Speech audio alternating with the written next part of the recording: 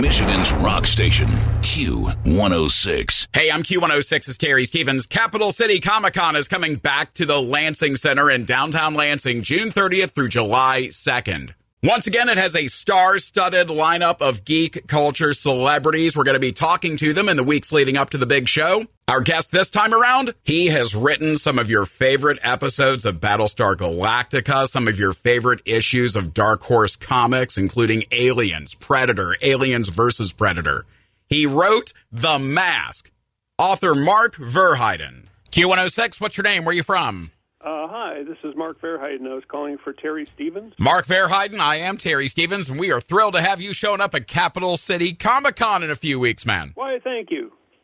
So, Mark, where do we even begin with your resume? Because we have your stamp on some of our favorite franchises when it comes to geek culture. You got Aliens, you got Predator, you got Aliens versus Predator, Smallville, The Mask, Time Cop, Constantine, Swamp Thing, Daredevil, Ash versus Evil Dead, Bruce. I mean, bro, you've put your stamp on a lot of stuff here. I think we're angling for Mount Rushmore of content creators at this point. I'll take it. Whatever. You left a few out, by the way. I'm kind of discouraged. We only got a couple minutes, buddy. That's right. Okay. No, it wasn't a diss, I swear to you, man. We're very excited about, and of course, the one of the big ones, man, Battlestar Galactica. Now, I remember growing up and seeing this thing and seeing the original series airing on network television, and I thought it was super neat. And little elementary school me was crestfallen when the OG went away. Well, I didn't bring it back. That was Ron Moore and some other guys. I came on in season 2, and it wasn't intimidating because I'd seen season 1 and saw how great it was. And however, it was funny because I didn't even know Battlestar had been rebooted when the job offer came up, and I thought, really, they rebooted that? Oh, of all because I had fond memories of the original show. The original show is its own thing, and anyway, long story short, I watched the first season of Battlestar, and I went, where do I sign up? This is an amazing show. So I was so happy to be on board and help out in the 3 seasons that I was there. It's one of the great experiences of my career, actually. It was one of the best. So I'm glad you enjoyed it. Oh, it's terrific, man. Terrific. And I mean, I'm a huge Swamp Thing fan. I loved what Alan Moore did with it back in the day. And you've certainly, through your connections in the industry, I'm sure you've had interactions with the guy. Is that intimidating at all to take on a character that a dude like him has put his stamp on? Funny is I've never met him, and because I think he was doing conventions almost before I was. Back in the 80s, and he quit. But it was intimidating. I wanted to be true to the Swamp Thing of his era, and also Steve Bissett as the artist, and John Tuttleman. They did such an amazing job with those stories. I remember the Swamp Thing was the book that sort of brought me into comics again after I'd sort of fallen out.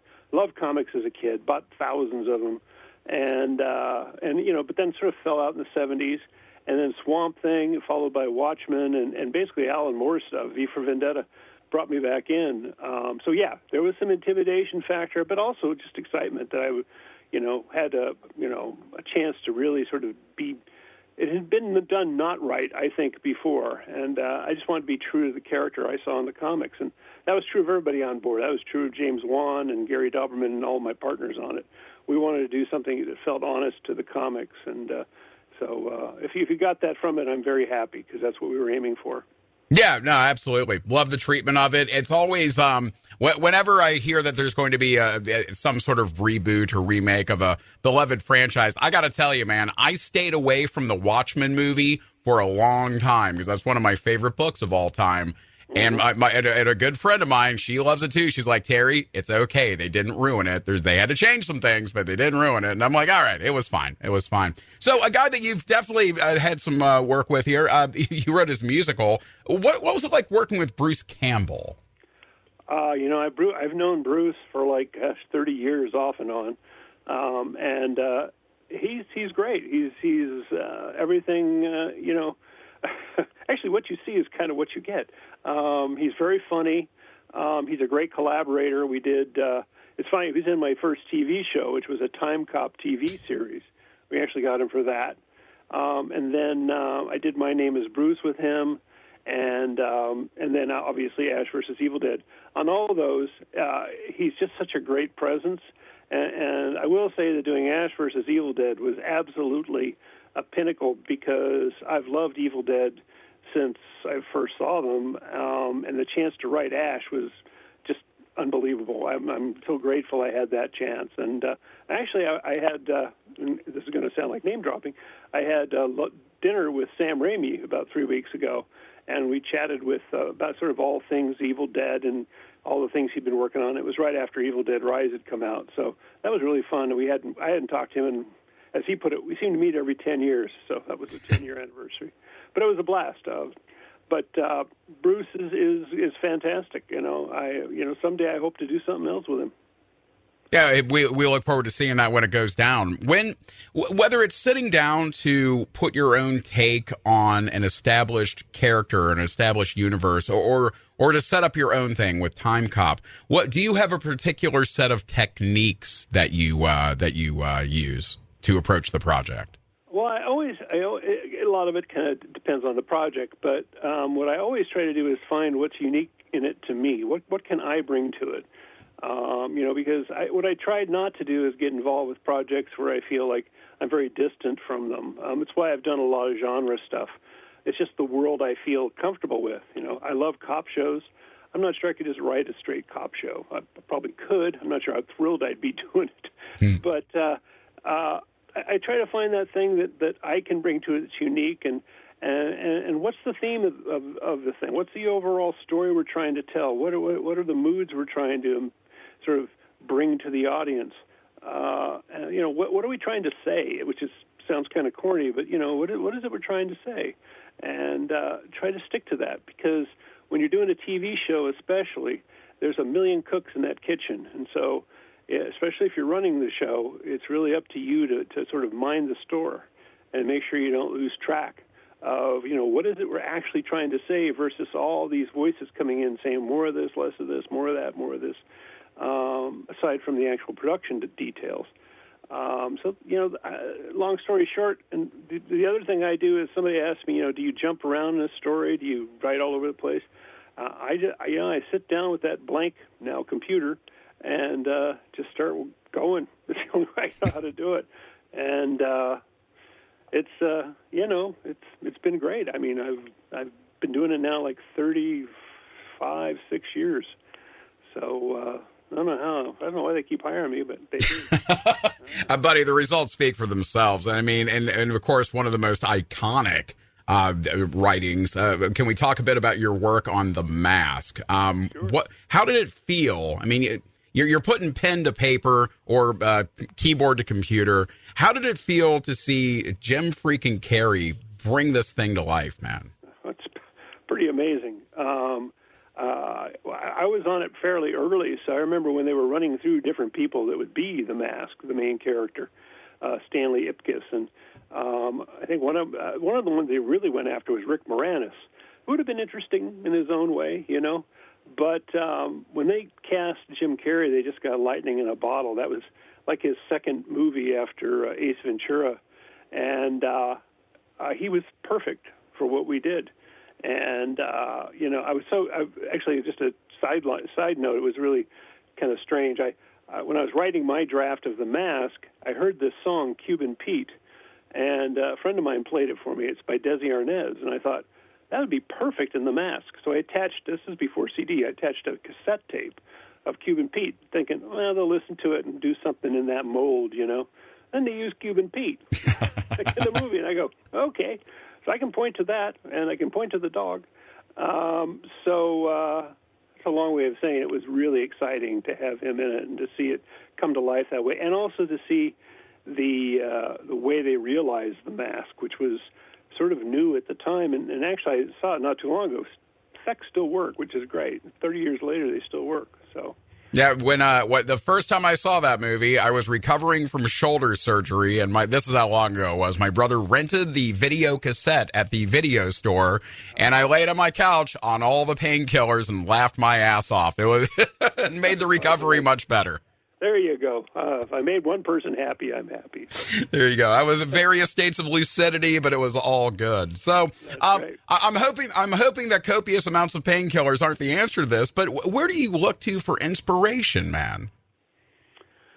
Oh, everywhere. I mean, a lot of it comes out of things I don't even know, man. Like out of the ether, I guess. The sort of just general world that I inhabit or have experienced, or a lot of what you bring to a story, despite the genre stuff. The genre stuff is just fun to make up. It's like, weightlessness or whatever. That's just fun to play with. But the actual sort of character work just comes out of sort of trying to imagine who these characters are, building out biographies for them, and then hearing their voices in my head. That's the most important part for me in TV, or actually in anything, is when I get to that point where I can hear their voices in my head, and that's all the characters, male, female, Swamp Thing monsters, everybody. Once I can hear that, then I can kind of focus in on what I want to do. But my inspiration just comes from sort of the world and other things I've experienced, and I don't know how better to explain it. I've been asked that before, and I never have a very good answer, because it really is just hard work. Writing for me is hard work. I sit here going like, well, how do I make this feel new and different and interesting, and what can I bring to this character we haven't seen 1,000 times before, and that kind of stuff. So a lot of that thinking goes into it. How far into the process of that, of hearing the character's voice in your head, are you at that point yet with Hellraiser? Because I saw that that's an upcoming project. That's an interesting voice to have in your head, man. Well, I was until HBO canceled the project, so we're not doing that anymore. Someone else may be, but the original team of me and Michael Dougherty and a whole bunch of other folks are not doing it. But that said, I wrote the pilot script with Michael, and I was hearing their voices. And a voice you really don't want in your head too much is Pinhead. He's nasty, and but the other characters, it was fun. And so, yeah, even though that project went away, I was hearing their voices in my head as I wrote that script, and that's what always makes it come together for me, is when I sort of understand them on that visceral sort of, okay, now I can hear them, now I know who they are, now I can move forward. But yeah, that one's not coming from us now. Well, they're lost, damn it. we're team Mark here. I like the way you think. So, Mark, this all had to start somewhere. You mentioned that you picked up Swamp Thing when you were a kid. What were your favorite books to dig into when you were young? Oh, when I was really young, this would have been like Fantastic Four with Jack Kirby. On the comic book side, I loved Mad Magazine, which inspired some of the humor, I think, that was in The Mask. It's funny because I've always felt I was kind of going to be more of a comedy writer than a serious writer, and then I gravitated into all these, Battlestar Galactica and these dark horror shows. But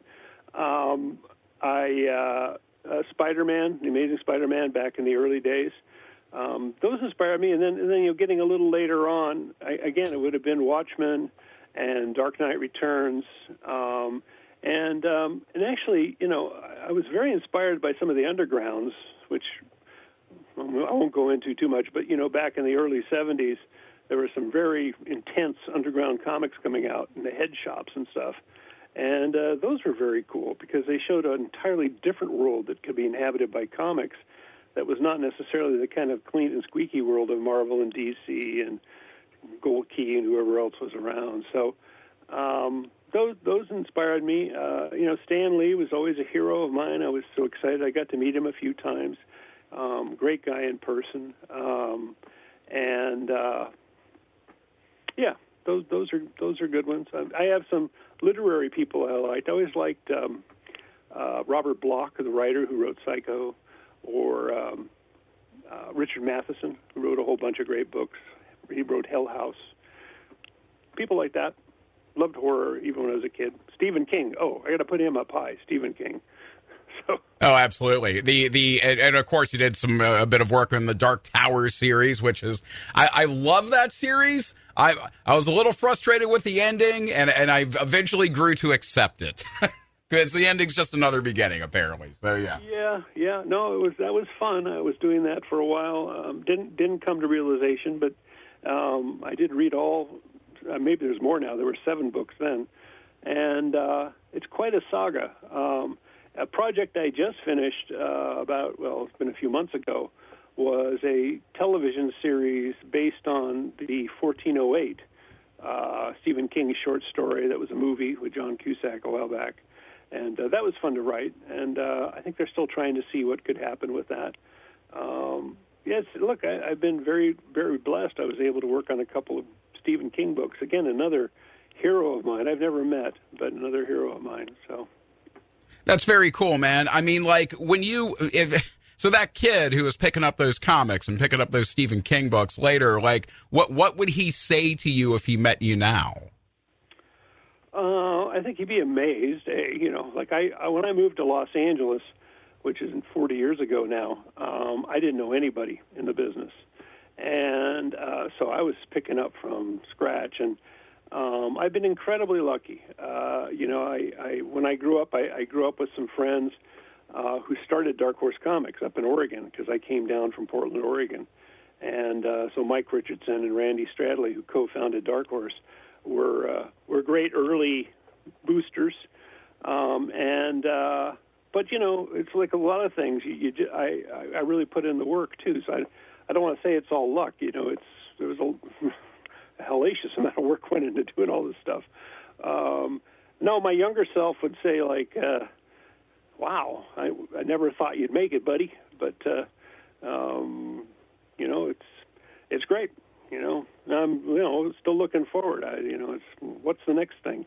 I never look back. I keep looking forward. What's the next cool thing coming up? So. Now, luck is where preparation meets opportunity, and we are excited about the opportunity to hear you wax poetic about all these projects. Yes, we're going to ask you to look back during the Q&A sessions, but at Capital City Comic-Con, man, we're really looking forward to having you there.